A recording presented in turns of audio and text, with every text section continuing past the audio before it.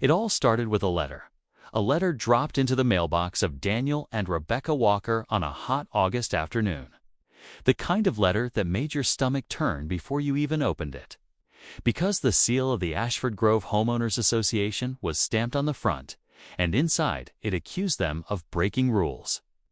Of adding illegal changes to their house, pointing to the storm shutters Daniel had put up after a series of burglaries and the small greenhouse Rebecca had built for her herbs and vegetables.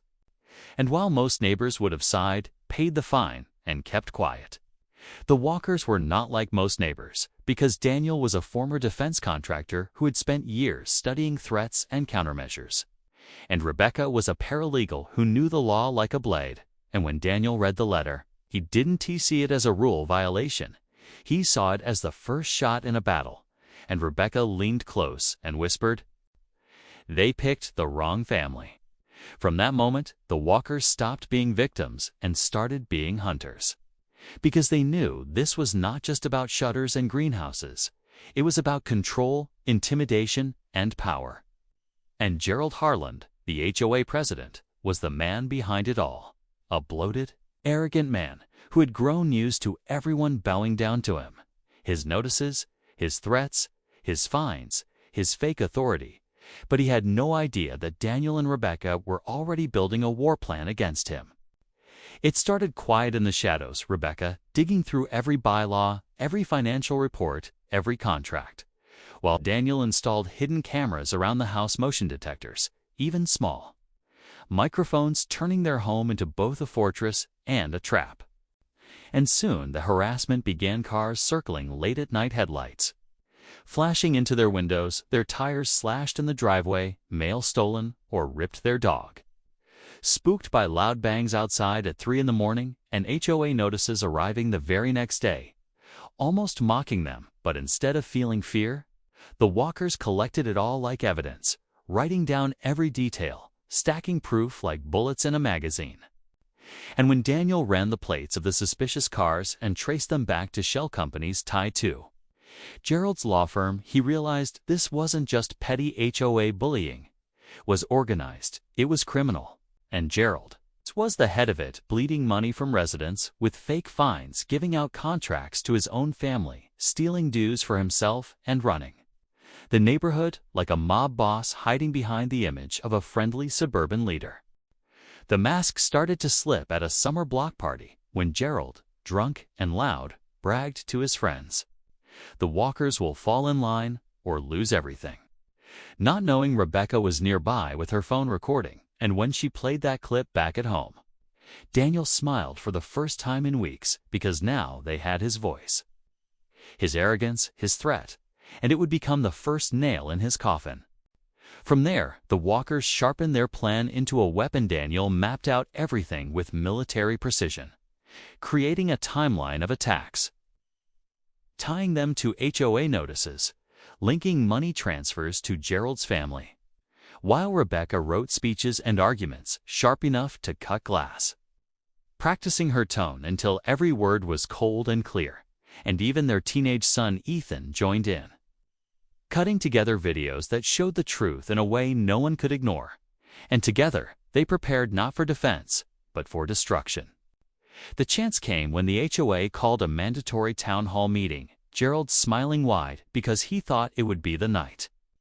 He crushed the Walkers in front of everyone, but the Walkers had already chosen that night as his end. The community center was packed, neighbors whispering about the Walkers, waiting for drama, and Gerald sat up front with his gavel, sweating slightly but grinning, his board members lined up like guards. And when the meeting began, he wasted no time, flashing photos of the shutters and greenhouse, mocking the Walkers, calling for heavy fines, liens, even foreclosure, his voice booming with fake confidence. But then Rebecca stood up, calm, steady, and asked for the floor, and though Gerald barked at her to sit down, the crowd pressed for her to speak, and she walked forward with quiet power, saying just one line that froze the room. "You accuse us of breaking rules, but tonight we show how you broke the law."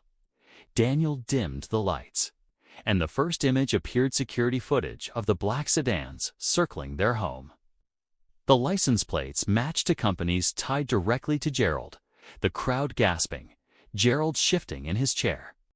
But Rebecca's voice stayed cold as ice as the next slide came up: bank records showing HOA. Money funneled into fake contracts, landscaping, and repairs. Paid for, but never done, all of it going into the pockets of Gerald's cousins, nephews, even his wife. The theft reaching hundreds of thousands, and the neighbors started to murmur louder, their faces turning pale, their anger rising, while Gerald's face grew redder with sweat. Then came the audio recording of his drunken threat at the party, his voice echoing through the hall. And now the neighbors no longer looked at the Walkers with suspicion. They looked at Gerald with disgust because the mask was gone, the truth laid bare. But the Walkers were not finished. Ethan played the final video showing clips of slashed tires, stolen mail, loud bangs at night, each one followed by HOA notices timed perfectly, the pattern undeniable, and by the time the video ended, the room was on fire with shouts, gasps, and rage. People pointing, calling Gerald a liar, a thief, a bully, his own board members sliding away from him, some whispering denials, one even resigning on the spot to save himself. And Rebecca struck the final blow with the bylaws themselves, reading the rule that allowed the community to remove the president by vote if proof of misconduct was shown. Her voice echoing like a verdict. You have the choice: stay his prisoners or free yourselves. Gerald pounded the gavel, screaming lies, all lies. But his voice cracked, his hands shook, and the crowd was no longer with him. Phones raised to record, some already calling the police, others shouting thief and criminal, until a retired accountant in the crowd confirmed the numbers were real, and Gerald's power snapped in an instant, his control gone, his kingdom burned. The vote came in chaos, nearly every hand raised against him, his empire gone in one stroke. But the Walkers were not done, because as Gerald tried to bark one last order, Daniel pressed send on his phone, releasing every piece of evidence: videos, bank trails, recordings to the state attorney general, the press, and the IRS, all at once and within hours. Gerald would not just be a disgraced man, he would be a hunted criminal. The police arrived as the meeting fell apart, neighbors cursing Gerald as he was dragged from the podium, his face twisted in panic, his voice breaking from shouts into desperate cries. But no one listened anymore, no one cared, because his kingdom was ash, his name was dirt, his future was gone. The Walkers stood silent through it all, watching like hunters who had brought down their prey. Their revenge complete, their family safe, their enemy destroyed. And as they left the hall, neighbors followed behind, some thanking them, some just staring in awe. But Rebecca only whispered to Daniel. He thought fear would break us, but now fear belongs to him. And Daniel, his eyes cold in the night, answered, and he'll learn that prison doesn't give out gavels. And with that, they walked home, past the glowing greenhouse and the shining shutters, past the ruins of Gerald's rule, knowing they had not only defended their home, but changed their community forever, leaving behind a warning written in silence, that those who rule by fear will one day be ruled by it. If you like this video, smash that thumbs up and subscribe so you won't miss what's coming next.